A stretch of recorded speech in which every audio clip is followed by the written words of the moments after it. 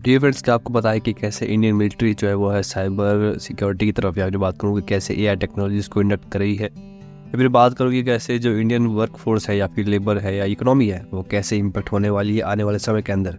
बात करेंगे इन सभी टॉपिक्स के बारे में, साथ ही डिस्कस करेंगे कुछ करंट अफेयर्स भी। And as you all know, हमारा फोकस जो है को पर्सनैलिटी डेवलपमेंट पे तो होता ही है। तो hello and welcome dear friends, मेरा नाम है Rupendra Shekhawat and I welcome you to this new episode of रॉ क्लासेस।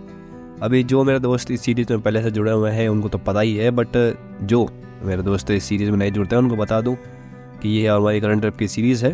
बट करंट अफेयर के साथ साथ हमारा फोकस वो होता है वो हमारी पर्सनल डेवलपमेंट में भी होता है। तो उसी चीज़ को लेकर मैं आप लोगों के साथ में हर रोज़ एक नया कोड शेयर करता हूँ, जिससे अगर आप अपनी लाइफ में इम्प्लीमेंट करेंगे तो definitely you will see a change. तो आज का जो कोड है आप सभी के लिए है कि composer is the symphony of a poised personality. अभी डियर फ्रेंड्स, कंपोजर जो है वो आपकी ज़िंदगी के अंदर बहुत ज़रूरी है।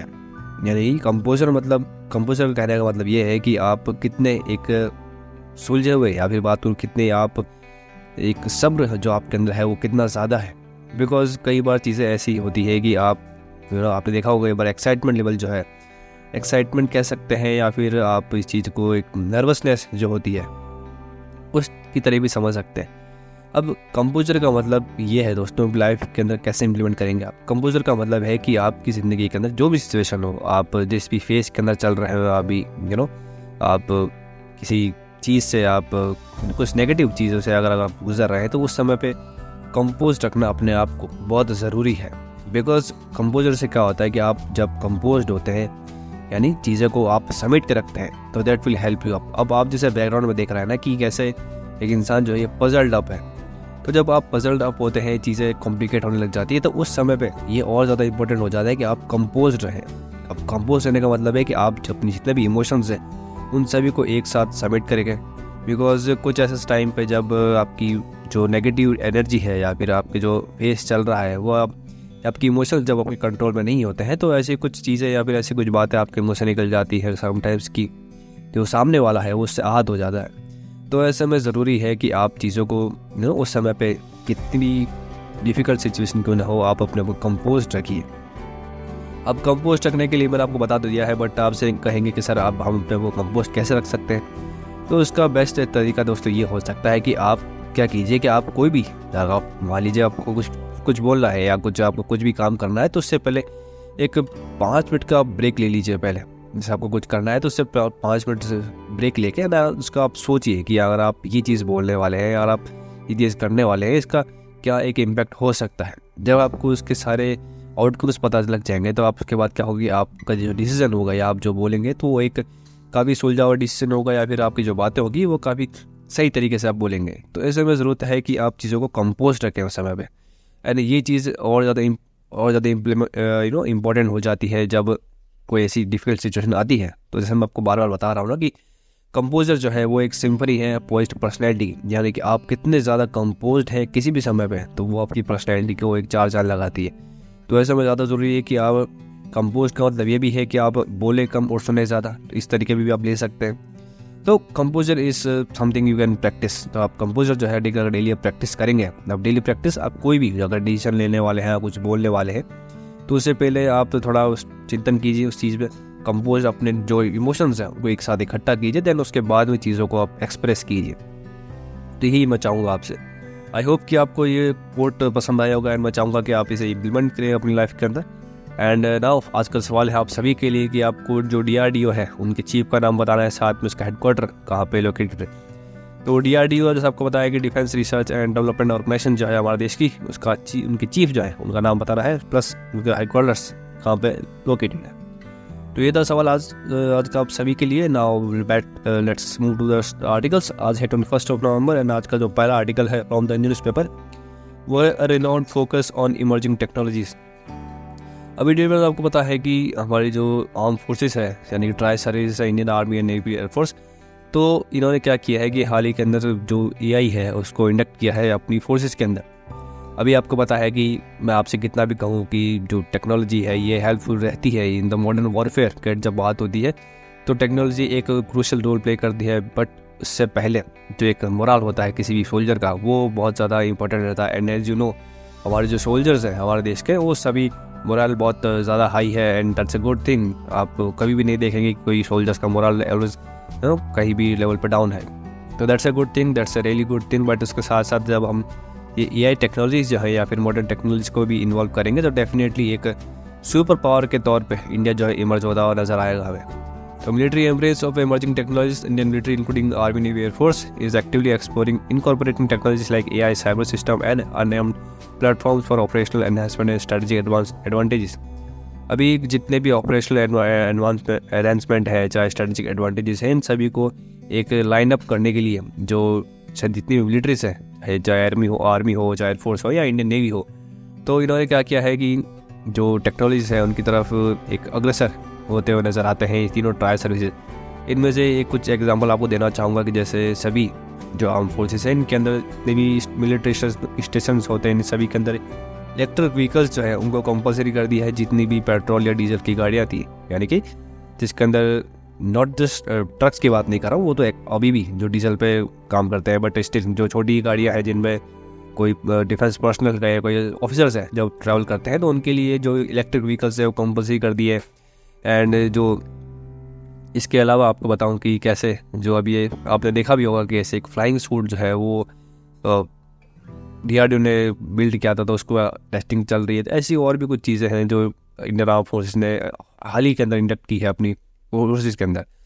तो ऐसे कुछ चीज़ें हैं जो हाल ही के अंदर इंडक्ट की गई है, बट उसके साथ साथ जो गवर्नमेंट इनिशिएटिव्स है वो भी काफ़ी मदद कर रहे हैं इसके अंदर। डिफेंस मिनिस्ट्री जो है उन्होंने स्पिरिट इनिशिएटिव लाइक AIDEF यानी कि artificial intelligence for defence to incorporate AI into defence research and DRDO and allied organisations. अब इन सभी के अंदर से DRDO मैंने आपसे सवाल पूछा था तो इससे रिलेटेड था वो कि जो DRDO है उन्होंने रिसर्च एंड डेवलपमेंट का काम है वो DRDO करता है हम हमारी फोर्सेज के लिए। तो उन्होंने भी गवर्नमेंट के काफ़ी सारी इनिशिएटिव्स है जिनके द्वारा DRDO इन सब के ऊपर काफ़ी रिसर्च कर रहा है। Need for holistic approach. अब डियर फ्रेंड, जैसे आपको पता है कि कैसे मैंने आपको बात करें शुरुआत में कि कैसे सिर्फ टेक्नोलॉजी पर रिलाई करना ये हमारी आर्म फोर्सेस की आदत नहीं है, बिकॉज दे नो कि कैसे एक मोरल जो है वो एक मेजर रोल प्ले करता है किसी भी सोल्जर की लाइफ में। तो ऐसे में सिर्फ टेक्नोलॉजी पर रिलाई करना that's not a solution, but इसके साथ साथ इसके अलावा यानी कि टेक्नोलॉजी जो है वो एकमात्र सॉल्यूशन नहीं है इस चीज़ का कि हम एडवांसमेंट में आगे बढ़े, बट एक रास्ता ज़रूर है। टेक्नोलॉजी जो है वो एक रास्ता ज़रूर होना चाहिए कि कैसे इस बढ़ती हुई दुनिया के अंदर, चाहे बात करूँ AI पावर्ड जब ये दुनिया है, तो इसके अंदर कैसे एक AI का यूज़ है वो कैसे सही तरीके से यूज़ कर सकती है इंडियन मिलिट्री ताकि एक एडवांसमेंट जो है वो मिले। अब इंटीग्रेशन विद सिविल एक्सपर्टीज़ की बात करूँ तो successful integration of emerging technologies, collaboration between the military and civilians including scientists and academics, technologists and industry experts। अभी सिर्फ DRDO अपने लेवल पे ही चीज़ों को कंडक्ट करेगा तो दैट्स लिमिटेड। तो इससे ज़्यादा ज़रूरी है कि जो जितनी भी हमारी फोर्सेस है वो प्राइवेट जो सिविलियंस हैं, इनके जो साइंटिस्ट है, चाहे एकेडमिक टेक्नोलॉजीज है, चाहे इंडस्ट्री एक्सपर्ट्स हैं, इन सभी के साथ कोलैबोरेट करें ताकि एक अलग लेवल पे जो यानी कि एक अलग नज़रिया जब देखने को मिलता है ना कि हाँ, अब ये नहीं कह रहा हूँ कि जो DRDO है वो अपने लेवल पे एक सही काम नहीं कर रहा है या थिंग्स लाइक दैट, तो ऐसा नहीं है। बिल्कुल DRDO एक काफ़ी अच्छी ऑर्गेनाइजेशन है, काफ़ी हमारे जो देश की काफ़ी एडवांस टेक्नोलॉजी से लैस है जो कि हमारी मिलिट्री के लिए काफ़ी अच्छा काम कर रही है। बट स्टिल अगर और भी ज़्यादा इन्वॉल्वमेंट करना है या और भी ज़्यादा एडवांसमेंट करना है मिलिट्री का, तो इसलिए ज़रूरी है कि जो सिविल कोलैबोरेशन है वो किया जाए, चाहे वो साइंटिस्ट हो, चाहे टेक्नोलॉजी से रिलेटेड हो या इंडस्ट्री एक्सपर्ट हो। हिस्टोरिकल कंटेक्स्ट देते हुए राइटर ने बताया कि कैसे India pursuit of technology advance isn't recent past endeavours include launching communication satellites. तो अभी AI का जो यूज़ है मिलिट्री के अंदर ये कोई एक नया कॉन्सेप्ट नहीं है। इससे पहले भी चाहे कम्युनिकेशन सैटेलाइट्स हो, चाहे साइबर स्पेस एजेंसी को इस्टेब्लिश करना हो, चाहे ड्रोन प्लेटफॉर्म को इस्टेब्लिश करना हो, तो ऐसी कुछ चीज़ें हैं जो ऑलरेडी हमारी फोर्सेस इंडक्ट कर चुकी है, चाहे वो कोई ड्रोन को इंडक्ट करना हो, चाहे सैटेलाइट कम्युनिकेशन को इस्टेब्लिश करना हो, चाहे ट्राई सर्विस का एक जो बेस है वो तैयार करना हो। तो ये सभी चीज़ें जो है ऑलरेडी काम कर ऑलरेडी वर्किंग प्रोसेस के अंदर है। तो ये कोई जो AI का इन्वॉल्वमेंट है ये कोई नई चीज़ नहीं है, बट स्टिल धीरे धीरे जो है जस्ट चेंजिंग फेस के अंदर जब हमारा डेवलपिंग नेशन है तो ऐसा में ज़रूरी है कि सभी जो फोर्सेस है उन सभी का एडवांसमेंट तो हो ही, और उसी के अंदर एक जो चीज़ है AI की उसको एडप्ट किया गया है। Challenges in jointness and in interoperability. अब interoperability among three services remains a challenge crucial specially in utilising emerging technologies effectively. अब ये जो टेक्नोलॉजीज है इन सभी का तभी फायदा होगा जब तीनों फोर्सेज जो है इंडियन आर्मी, नेवी, एयरफोर्स, ये एक सिंक के अंदर चले। एंड इसी को एक तैयार रूपरेखा देने के लिए 2019 के अंदर या 2020 के अंदर एक पोस्ट निकाली गई थी chief of defence staff CDS, जिन्हें आप जानते हैं। तो अभी जैसे आप फोटो में देख सकते हैं कि अनिल चौहान साहब जो है वो रिसेंट करंट हमारे CDS है। तो ये एक ऐसी पोस्ट है जो तीनों सर्विसेज को एक साथ लाने का काम करती है। यानी कि ये तीनों फोर्सेज जो है जब कोई एक जॉइंट ऑपरेशन करना है या किसी एक्सरसाइज के अंदर जाना है, तो ये एक क्रूशियल रोल प्ले करते हैं जो CDS है हमारे, ताकि तीनों ही, या ऑपरेशनलाइजेशन की बात करूँ तो जब बात आती है ऑपरेशनलाइजेशन की, वहाँ पे जब तीनों फोर्स को एक साथ लाने की बात होती है तो CDS का रोल बहुत महत्वपूर्ण होता है। तो ऐसे में ये तो एक एक्सरसाइज लेवल बात होगी। जब बात करते हैं टेक्नोलॉजी एडवांसमेंट की या टेक्नोलॉजी इनकॉर्पोरेट करने की, तो उस समय पे क्या है कि तीनों सर्विसेज जो है इनका एक साथ आना बहुत ज़रूरी है। तो ऐसे में क्या होगा कि जब तीनों फोर्सेज एक साथ आएगी तो कोई भी काम जो है या फिर जो टेक्नोलॉजी है उसका इफेक्टिवली यूज़ हम कर पाए। अब ह्यूमन रिसोर्स अडॉप्टेशन की बात करूँ दोस्तों, तो मिलिट्री है HR practice should adopt special technological needs focusing on technical expertise other than generalisation. अभी चीज़ें जो है आपको पता है कि मिलिट्री के अंदर चीज़ें कभी एक चीज़ डिसिप्लिन में होती है, एक चीज़ हमेशा एक सिंक के अंदर होती है। बट ऐसे में ज़रूरत है कि कुछ ऐसे HR प्रैक्टिस जो है ह्यूमन रिसोर्स की वो एडवांस की जाए, ऐसे टेक्नोलॉजिकल लीड्स जो है उनको फुलफिल किया जाए, साथ में टेक्निकल एक्सपर्ट्स जो है उनके साथ जनरलाइज ना करके बल्कि एक फोकस तरीके से टेक्निकल इश्यूज़ को काउंटर किया जाए। अब जो भी एक किसी भी फील्ड ऑफ एरिया मान लीजिए, अगर मान लीजिए किसी आर्मी है हमारे देश की, इंडियन आर्मी है, अगर किसी एक एरिया के अंदर टेक्निकल एक्सपर्टीज चाहिए तो ऐसा नहीं होना चाहिए कि वी डोंट हैव दैट। अभी इस चीज़ को काउंटर करने के लिए जो आपको पता होगा कि कैसे पहले जब हेलीकॉप्टर्स या फिर एयरप्लेन्स थे सिर्फ एयरफोर्स के अंदर इंडक्ट हुए थे, पर जैसे जैसे ज़रूरत पड़ती गई, जैसे जैसे पता लगा कि आर्मी को भी धीरे धीरे हेलीकॉप्टर की ज़रूरत है, तो आर्मी ने क्या किया कि एक हेलीकॉप्टर की जो एक आर्मी एविएशन कॉर्प्स जो होता है उन्हें इंडक्ट किया। अभी आर्मी एविएशन कॉर्प्स जो होते हैं वो स्पेशली होते हैं कि सिर्फ जो आर्मी के हेलीकॉप्टर्स होते हैं उनको उड़ाने के लिए। तो ऐसे में हर बार अगर एयरफोर्स के ऊपर रिलाई करेंगे तो that's a not good thing. तो ऐसे में चीज़ों को, ये बस मैंने आपको एग्जांपल दिया कि कैसे आर्मी एविएशन कॉर्प्स जो है वो एक एग्जांपल इस चीज़ का कि ह्यूमन रिसोर्स का अडॉप्शन है वो एक कंपल्सरी चीज़ हो जाती है। तो ऐसे में किसी और चीज़ भी रिलाई करने से अच्छा है कि आप खुद ही इतने सक्षम बने ताकि जो काम है वो आप खुद ही अपने आप से कर सकें। Data sharing and secrecy concern की बात करूँ तो the harness the potential AI little needs to overcome secrecy concern by developing structure that allow secure civilian military data collaboration. अब जब टेक्नोलॉजी की बात होती है तो डेटा जो ब्रीच है उसकी बात ऑटोमेटिकली हम कर लेते हैं, बिकॉज जो टेक्नोलॉजी है या फिर AI की बात करूँ तो उसमें के अंदर होता क्या है कि इंटरनेट पे जब कोई भी चीज़ आती है तो दैट इज सिक्योरिटी कंसर्न। अब जब बात होती है मिलिट्री की तो दैट्स अ टॉप सीक्रेट की चीज़ों को एकदम क्रूशियल, एकदम बिल्कुल जो कहते हैं ना कि टॉप नॉच सिक्योरिटी के साथ रखा जाए। तो ऐसे में कुछ सिविलियन मिलिट्री या डेटा जो है कोलैबोरेशन करने की ज़रूरत है, बिकॉज एज यू नो अभी जो मिलिट्री है इसके अंदर इतनी एक्सपर्टीज़ नहीं है कि चीज़ों को पोटेंशियल हार्डनेस जो है, या मैं बात करूँ कि कैसे साइबर सिक्योरिटी जो है वो इतनी एडवांस लेवल पर नहीं है जितना कि हम एक सिविलियन के तौर नज़रिए से देखें। तो ऐसे में ज़रूरत है कि जो आर्मी है या फिर जितनी भी मिलिट्री फोर्सेस हैं हमारे, उन सभी को जो सिविलियन जो चीज़ें हैं या फिर जो प्राइवेट पार्टनर्स हैं उनके साथ कोलैबोरेट करना चाहिए ताकि जो साइबर सिक्योरिटी है उसको थोड़ा और स्ट्रॉन्ग बनाया जा सके। साथ ही बात को तो डिफेंस मिनिस्ट्री का जो रोल है वो बहुत इंपॉर्टेंट है, बिकॉज एज यू नो कि जो डिफेंस का जो एक कहते हैं ना कि बजट जो है वो डिफेंस मिनिस्ट्री तय करती है। तो ऐसे में इस साल भी जो है हमारे देश का मिलिट्री बजट काफ़ी अच्छा बढ़ाया गया था, that's a good thing. And defence ministry must embrace technocrats from various sectors fostering an environment open to civilian expertise and fair defense production। अभी सिर्फ एक ही चीज़ पे रिलाई करना दैट्स नॉट गुड थिंग। अभी ज़रूरत है डिफेंस मिनिस्ट्री को कि चीज़ों को जो है कोलैबोरेट करके, यानी कि एक ओपन प्लेटफॉर्म तैयार किया जाए जहाँ पे सभी एक जो प्राइवेट प्लेयर्स है वो अपना जो योगदान है वो दे सके। एंड उसके बाद फ्रीडम दी जानी चाहिए सभी फोर्सेस को अपनी अपनी चॉइसेस के अकॉर्डिंग कि आपको इन जो प्राइवेट प्लेयर्स हैं जो भी एक आइडिया सामने रखा है उनमें से आप चूज़ कर सकते हैं। तो ऐसी कुछ चीज़ें हैं जो मिनिस्ट्री ऑफ डिफेंस भी जो है वो इंडक्ट कर सकती है ताकि जो भी एक यूज़फुल चीज़ है, हमारे देश का जो टैलेंट है वो सामने आ सके, एंड जो टैलेंट है वो एक अच्छी जगह पे यानी कि मिलिट्री के काम के अंदर आ सके। तो ट्रांसफॉर्मेशन विजन की बात करूँ तो on defence reforms in India significant transforming emphasising the need for military to engage collaboration extensively with external talent and expertise.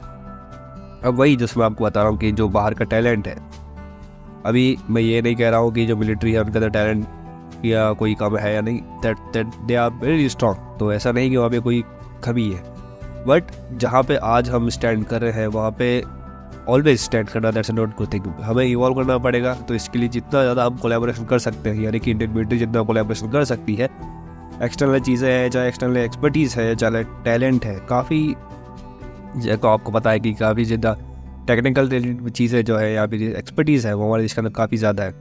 तो ऐसे में जितना ज़्यादा एक कोलैबोरेशन होगा प्राइवेट सेक्टर्स में, जितना ज़्यादा एक टैलेंट का एक्सप्लोरेशन होगा उतना ज़्यादा अच्छा होगा सभी के लिए। आर्टिकल आजकल सेकंड आर्टिकल है फ्रॉम द न्यूज़पेपर, वो है making sense of employment challenge.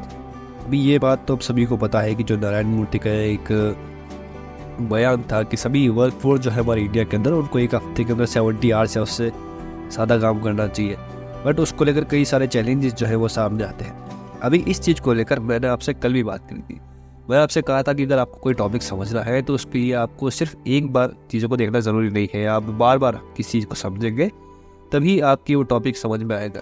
तो ऐसे में ये जो टॉपिक है ना, मैं आपसे ऑलरेडी 2 बार डिस्कस कर चुका हूँ, बट आज इसलिए दोबारा डिस्कस कर रहा हूँ बिकॉज एक नया पर्सपेक्टिव जो है वो आपके सामने रख सकूँ ताकि आपको चीज़ें जो है वो और डीपली समझ में आए। तो इसीलिए मैं आपसे रोज़ रिक्वेस्ट करता हूँ कि आप चीज़ों को जो है वो अच्छे से समझने के लिए इसे डेली फॉलो ज़रूर कीजिए। आप आधा घंटा जो है अपने नॉलेज के लिए, अपनी ओवरऑल पर्सनल डेवलपमेंट के लिए आधा घंटा तो निकाल ही सकते हैं। और आधा घंटा भी नहीं, मैं आपसे कहूँगा अगर आप वीडियो को स्पीड चेंज करना चाहते हैं तो आप कर सकते हैं, तो आपको आधा घंटा भी नहीं लगेगा। इसलिए अब ज़रूरी है कि आप चीज़ों को जो है वो अच्छे समझने के लिए वीडियो को पूरी ज़रूर देंगे। अभी नारायण मूर्ति का जो प्रपोजल था ही जस्ट कि वही आपसे 70 वर्क आवर जो है उसको कंप्लीट करना है। एग्जाम्पल देते हुए जापान एंड जर्मनी का कि आफ्टर वर्ल्ड वॉर 2 जो है इन सभी ने एक इतना ज़्यादा वर्क फोर्स को इंकरेज किया था कि 70 आवर्स से ज़्यादा वर्क किया था, and now they are at developed nations, तो वे longer hours savingly contribute to economic growth. अभी उनका कहना ये भी है कि जो लॉन्गर आवर्स है वो हमारे इकोनॉमिक ग्रोथ जो है उसके अंदर तो एक डेफिनेटली रोल प्ले करने वाले ही है। एग्रीगेट डिमांड एंड लेबर की बात करूँ तो the Canadian economic perspective highlight that output depends on aggregate demand which in turn influence the demand for labour. Increasing labor hours won't guarantee jobs if firms don't require more workers due to stagnant demand for goods and services। अभी ऐसा नहीं है कि सिर्फ working hours बढ़ाने से productivity बढ़ेगी या इकोनॉमिक ग्रोथ होगी, बट उसके साथ साथ मैंने आपसे पिछले लेक्चर में बात की थी कि कैसे सिर्फ जो वर्किंग आवर्स है उड़ाने से काम नहीं चलेगा, बल्कि प्रोडक्टिविटी है जो प्रोडक्टिविटी बढ़ानी पड़ेगी हर एक एम्प्लॉय की। अब वो कैसे बढ़ेगी, तो वो उनको एक अच्छे लेवल की जो टेक्नोलॉजी है वो प्रदान करके, या फिर जो एक मेंटल पीस है, या फिर बात करूँगी कैसे हर एक जो व्यक्ति है जब अपने कंफर्ट जोन में आके काम करेगा, या फिर कि जाने की इसको लगता है कि एक मेंटल एक्सैजरेट होने के बिना, यानी कि एक मेंटल जो कहते हैं ना कि बर्स्ट अप हुए बिना वो अगर काम करेगा तो उसका प्रोडक्टिविटी ज़्यादा बढ़ेगी। तो ऐसे में सिर्फ वर्किंग आवर्स बढ़ाने से काम नहीं होगा, बल्कि प्रोडक्टिविटी बढ़ाने की ज़रूरत है। अभी आपको पता है कि कैसे जो गूगल या अमेज़ॉन है इन्होंने कुछ अपने एम्प्लॉयज़ हैं उनको लेआउट किया है, यानी कि बाहर निकाला है। तो ऐसे में हमें ये देखने को मिलता है कि कैसे प्रोडक्ट जो है वो इन्फ्लुएंस करते हैं लेबर को। Companies hire based on demand, reduce staff and demand drops.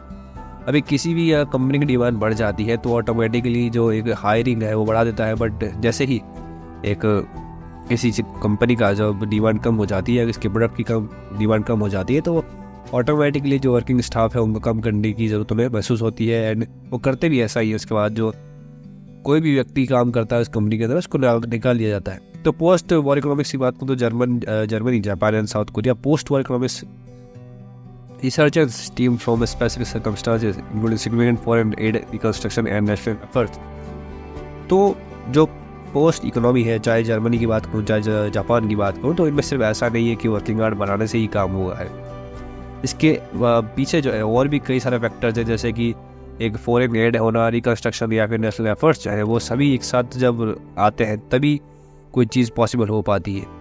तो ऐसे में ये पोस्ट वॉर इकोनॉमी इसका एक सहूलियत देके या फिर एक एग्जांपल देके कि जर्मनी और जापान जो है वो कैसे एक इम्पॉर्टेंट रोल प्ले कर रहे हैं या फिर एक काफ़ी ज़्यादा तरीके से ग्रो कर रहे हैं, तो ये सिर्फ एक ऐसा एग्जांपल नहीं होगा, बल्कि पीछे और भी सारे कई सारे फैक्टर्स हैं जो इसको इन्फ्लुएंस करते हैं। अभी साउथ कोरिया के अप्रोच की बात करूँ दोस्तों, तो साउथ कोरिया जो है वो सक्सेसफुली इन्वॉल्व कर चुका है एक स्ट्रॉन्ग नेशनलिस्ट इंटरेस्ट की ओर, चाहे allocating labour for agriculture and manufacturing success. अभी साउथ कोरिया जो है वो सिर्फ एक ही कोई एक तरीके से एक ही फील्ड के अंदर काम नहीं कर रहा है, वो सभी चीज़ के अंदर उन्होंने एक एक्सपर्टीज़ हासिल करी है थ्रू डिफरेंट फैक्टर्स। एग्रीकल्चर की बात हो चाहे मैन्युफैक्चरिंग की बात हो, हर जगह पे साउथ कोरिया की जो अप्रोच है वो एक काफ़ी ज़्यादा इंक्लूसिव है। तो ऐसे में ज़रूरत है कि इंडिया की जो अप्रोच है वो भी सिर्फ एक जो फील्ड है उसको लेकर ना हो गए, बल्कि ओवरऑल डेवलपमेंट जो है उसकी तरफ होनी चाहिए। अब इकोनॉमिक स्ट्रेटजीज फॉर इंडिया जो है उसकी बात की गई है कि कैसे to boost output and employment India can focus on global market competitiveness and expanding domestic market to increase aggregate demand. अभी जब एग्रीगेट डिमांड बढ़ेगी, जैसे मैं आपको कहा ना कि जैसे किसी भी प्रोडक्ट की डिमांड बढ़ती है तो वर्क फोर्स ऑटोमेटिकली बढ़ जाता है। तो ऐसे में इंडिया को कुछ काम करना पड़ेगा, चाहे वो ग्लोबल मार्केट लेवल पे हो, चाहे कॉम्पिटिटिवनेस की बात करूँ या एक्सपेंडिंग डोमेस्टिक मार्केट की बात करूँ, तो इन सभी को लेकर चीज़ों को थोड़ा और रोबस्ट करने की ज़रूरत है ताकि एक एम्प्लॉयमेंट जनरेशन जो है वो इंडिया के अंदर बढ़ सके। एंड जितनी भी एक डिमांड है, यानी कि जितनी ज़्यादा डिमांड बढ़ेगी किसी प्रोडक्ट की, उतनी ज़्यादा एम्प्लॉयमेंट बढ़ेगी एंड वर्किंग आवर्स जो है वो ऑटोमेटिकली इंक्रीज होते जाएंगे। कम्पिटिटिवनेस एंड प्रोडक्टिविटी बात करूँ तो India needs to enhance workforce productivity through health skill development and infrastructure to be globally competitive. अब इस सिर्फ वर्किंग आवर बढ़ाने से काम नहीं होगा, जैसे मैंने आपको बताया था कि पिछली बार कैसे कई सारे फैक्टर्स हैं, चाहे फैमिली का फैक्टर हो, चाहे मेंटल प्रेशर का फैक्टर हो, या अलग अलग चीज़ें जो है ये सभी एक रोल प्ले करती है। तो ऐसे में ज़रूरत है कि इंडिया को जो है वो हेल्थ लेवल पे, चाहे स्किल डेवलपमेंट पे या इंफ्रास्ट्रक्चर पे स्पेशली एक ग्लोबल लेवल पे कॉम्पीट करना पड़ेगा, तभी जो वर्क फोर्स है वो अपना 100% देके इस इकोनॉमी को ग्रो कर सकती है। चाहे वो जैसे मैं आपको बता भी था कि कैसे पेरेंट्स की हेल्थ का ध्यान रखना, कोई एम्प्लॉय है तो उसके जो पेरेंट्स उनकी हेल्थ का कंपनी ध्यान रख सकती है, चाहे स्किल डेवलपमेंट है, उनकी ज़्यादा स्किल जितनी डेवलप की जाएगी उतना ज़्यादा अच्छा एक आउटपुट वो एक एम्प्लॉय दे पाएगा। उसके साथ साथ जो इंफ्रास्ट्रक्चर है, जिस कंप्यूटर पे वो काम करेगा, एग्जांपल देने के लिए कि जिस कंप्यूटर पे वो काम कर रहा है या जो भी एक इंस्ट्रूमेंट पे जो काम कर रहा है, जितना ज़्यादा एडवांस होगा टेक्निकली उतनी ज़्यादा जो प्रोडक्टिविटी है उस वर्क की वो बढ़ेगी। अब डोमेस्टिक मार्केट की बात करूँ तो lowering food production cost could increase real income, enabling household to spend more on agriculture goods and service, thereby stimulating demand and production. अब जितने ज़्यादा फूड प्रोडक्शन की कॉस्ट कम होती जाएगी, उतनी ज़्यादा जो रियल इनकम है वो भी कम होती जाएगी। तो ऐसे में ज़रूरत है कि जो लोग बाग है वो नॉन एग्रीकल्चर गुड्स जो है उन पर कम खर्चा करें, साथ में सर्विसेज जो है उन पर ध्यान दें थोड़ा सा। फॉर्मल इनफॉर्मल सेक्टर, जैसे मैं आपको बताया था कि जितनी ज़्यादा इनफॉर्मल सेक्टर्स होंगे उतनी ज़्यादा इनकम लो होगी। जैसे कि नारायण मूर्ति पर जो प्रपोजल था कि अप्लाई से formal sector, but informal sector की बात करूँ तो जो इनफॉर्मल सेक्टर जैसे कि एग्रीकल्चर है या इन सभी के ऊपर ये चीज़ें लागू नहीं होती, बिकॉज एज यू नो कि अगर कितने भी घंटे काम कर ले, जो एक फसल तैयार होनी है उसको इतना ही टाइम लगेगा, ऐसा नहीं कि जल्दी तैयार हो जाएगी फसल। तो जब ऐसी कुछ चीज़ें हैं वो इनफॉर्मल सेक्टर पर लागू नहीं होती है।